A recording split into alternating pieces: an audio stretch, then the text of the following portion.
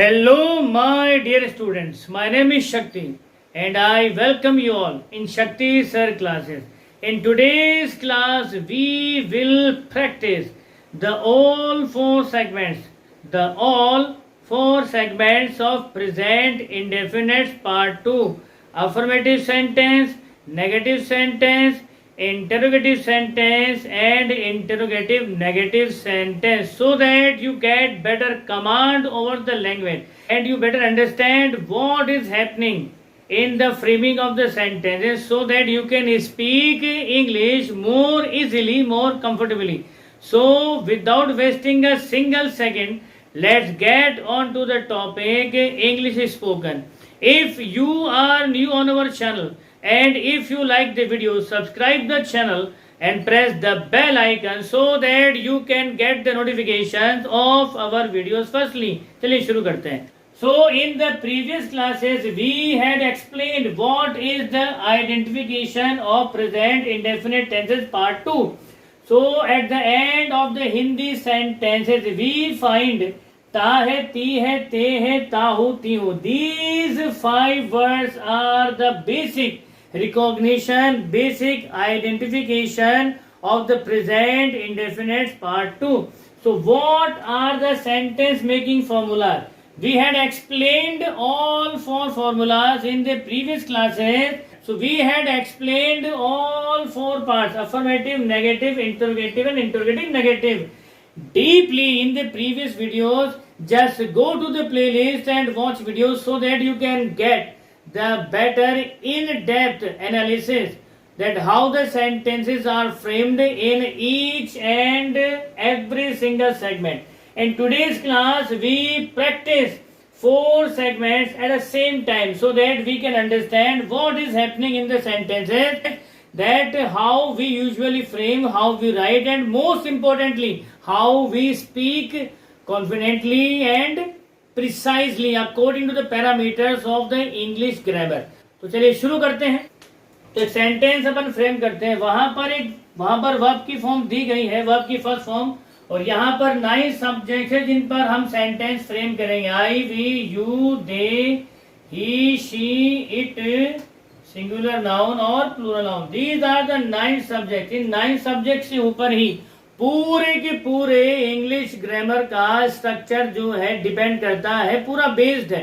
तो इन्हीं पर सब्जेक्ट्स बनते हैं. इन्हीं की जो अदर फॉर्म से आइदर सब्जेक्टिव हो, ऑब्जेक्टिव हो, पॉजेसिव हो, रिफ्लेक्सिव हो, इन्हीं पर ही सेंटेंस बनते हैं. तो ये 9 के 9 सब्जेक्ट्स हैं. इन 9 के 9 सब्जेक्ट्स के ऊपर आज हम सेंटेंस फ्रेम करेंगे एक साथ पूरे प्रेजेंट इंडेफिनिट टेंस के अंदर. तो ये रहा सब्जेक्ट, वो रही वर्ब. तो आइए एक सिंपल सा सेंटेंस हम फ्रेम कर लेते हैं.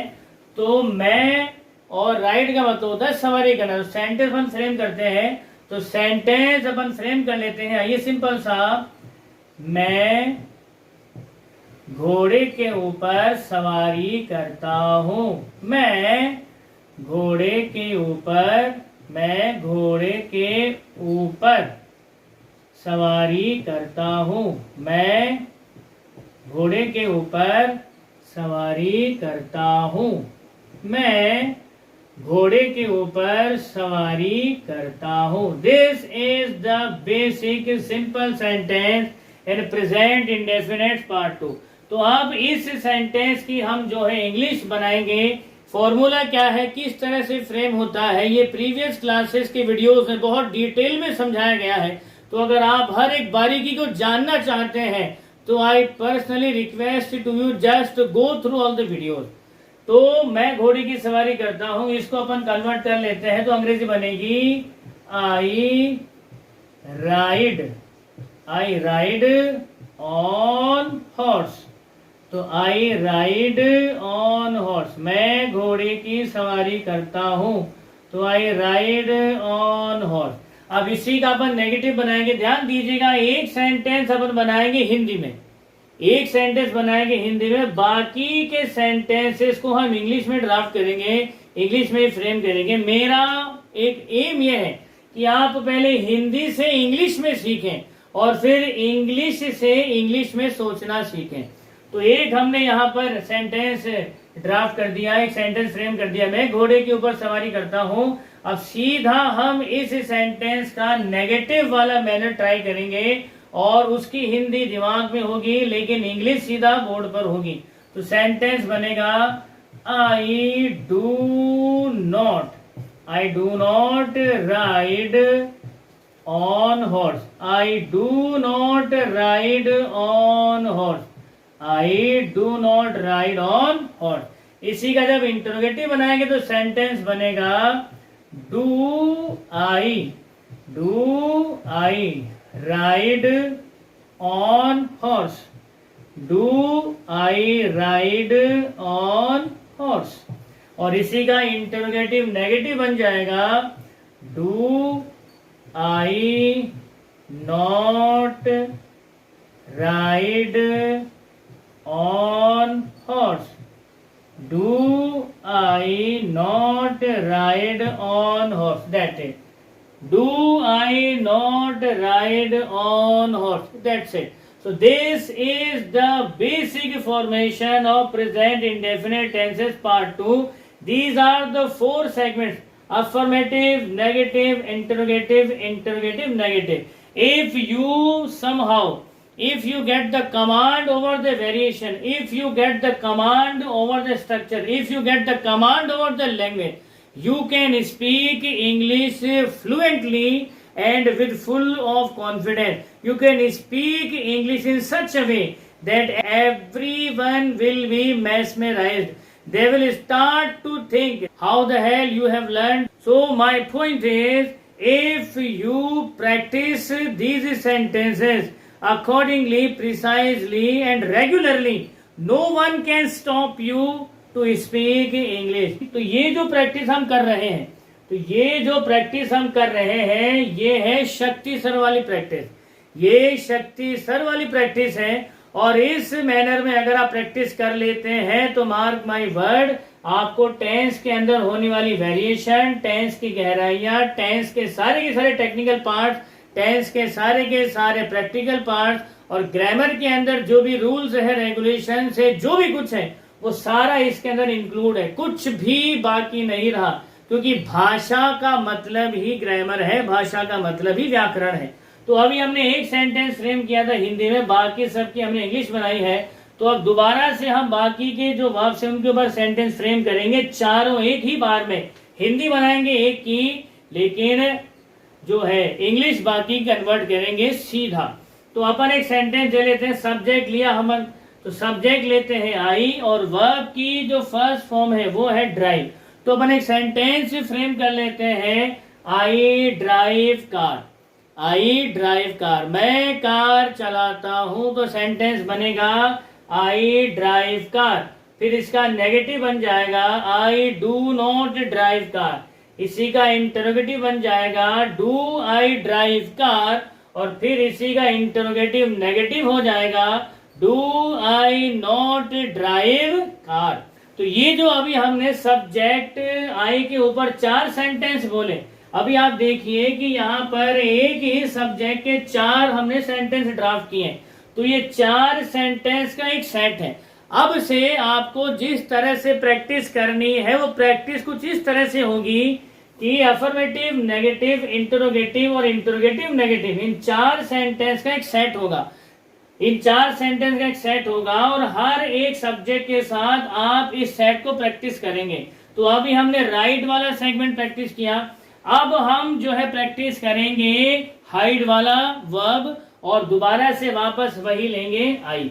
तो आपको ये सारे के सारे जो एक सेट है वो हर एक सब्जेक्ट के साथ में ट्राई करने हैं। आई के साथ में भी, वी के साथ में भी, यू के साथ में भी, दे के साथ में भी, ही के साथ में भी, शी के साथ में भी। कैसे? तो आई वाला तो हमने ले ही लिया, दोबारा से समझा रहा हूं, ध्यान से समझिएगा। तो अब हम वी के साथ इस सेंटेंस को लेते हैं। सेंटेंस बना, हम घोड़े के ऊपर सवारी करते हैं। तो इंग्लिश बनेगी we ride on horse, we do not ride on horse, do we ride on horse, do we not ride on horse.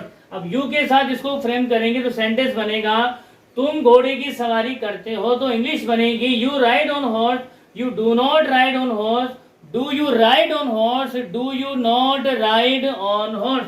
फिर इसको दे के साथ प्रैक्टिस करेंगे। सेंटेंस अब बनेगा वे घोड़े की सवारी करते हैं या वे घोड़े के ऊपर सवारी करते हैं। तो इंग्लिश बनेगी they ride on horse, they do not ride on horse, do they ride on horse, do they not ride on horse. अब इसी को लेंगे हम जो है सिंगुलर सब्जेक्ट के साथ में, ही के साथ में, तो सेंटेंस बनेगा वह घोड़े के ऊपर सवारी करता है। तो सेंटेंस बनेगा he rides on horse, he does not ride on horse, does he ride on horse, does he not ride on horse।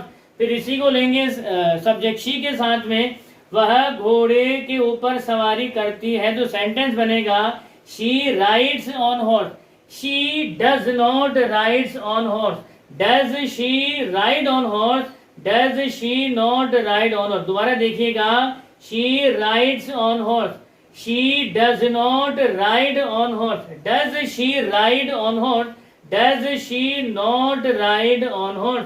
अब हम लेंगे इट के साथ में, सेंटेंस बनेगा यह घोड़े के ऊपर सवारी करता है।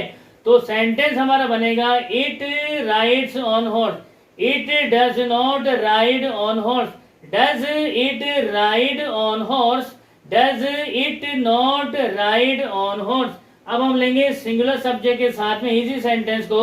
तो सिंगुलर सब्जेक्ट ले लेते हैं रवि घोड़े के ऊपर सवारी करता है। तो सेंटेंस बना Ravi rides on horse, Ravi does not ride on horse, does Ravi ride on horse, does Ravi not ride on horse. और अब इसको लेंगे प्लूरल सब्जेक्ट के साथ में, boys ride on horse, boys do not ride on horse, do boys ride on horse, do boys not ride on horse। So in this one way you have to practice every single subject with all the segments, affirmative, negative, interrogative, interrogative, negative।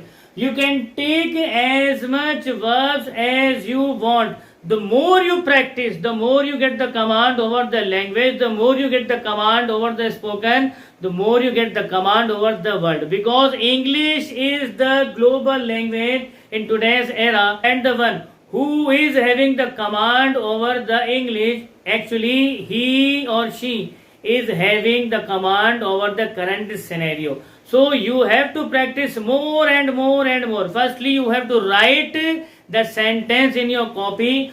First one sentence must be in the Hindi। Firstly you can practice in Hindi, you can write all the Hindis of 4 sentences। मैं घोड़े के ऊपर सवारी करता हूँ, नहीं करता हूँ, तो you can write all the Hindis of the sentences।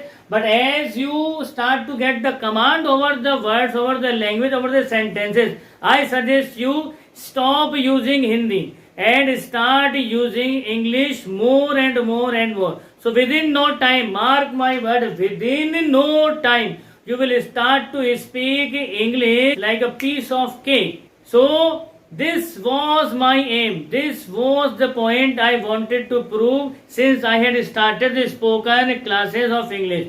So आज की क्लास में हम इतना ही लेंगे। अगली क्लास में हम जो है प्रेजेंट कंटिन्यूअस को डिटेल में ब्रीफ करेंगे। स्पोकन की जो एक एक पार्ट से प्रेजेंट टेंस हमने बिल्कुल डिटेल में कवर कर लिया है।